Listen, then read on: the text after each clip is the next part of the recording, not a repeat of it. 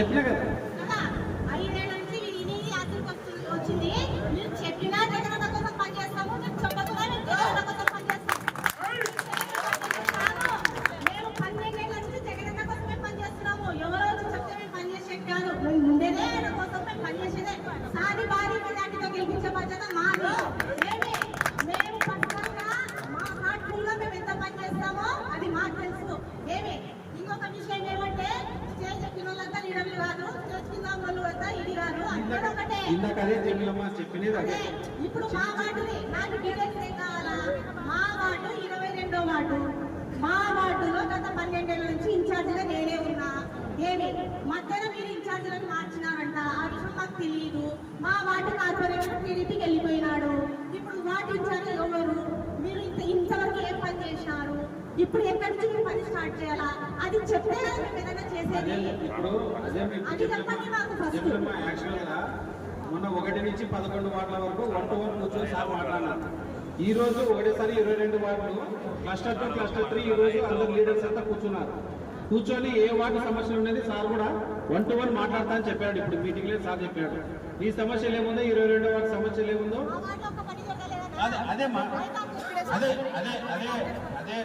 అదే మా జబిలమ్మ నేను అదే చెప్పేది సార్కు. మీ సమస్యలు ఏముందో సార్ అంతా చెప్పండి. సార్ ఒక నోట్ ప్యాడ్లో రాసుకొని మీ సమస్య ఏముందో తీర్చే బాధ్యత సార్ అమ్మ. సార్ ఇందాక అదే కదా చెప్పలేదు.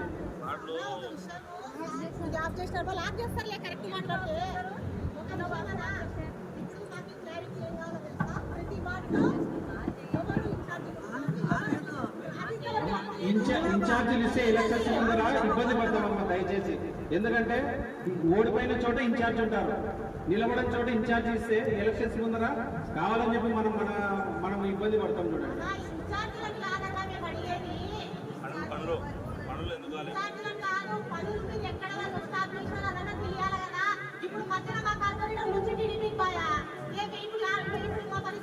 నీకు ఇన్ఛార్జ్ కావాలి కదా.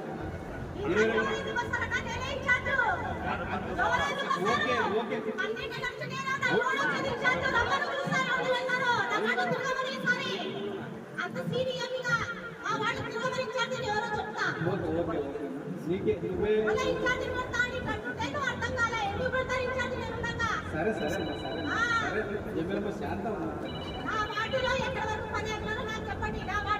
Okay compulsory compulsory compulsory compulsory compulsory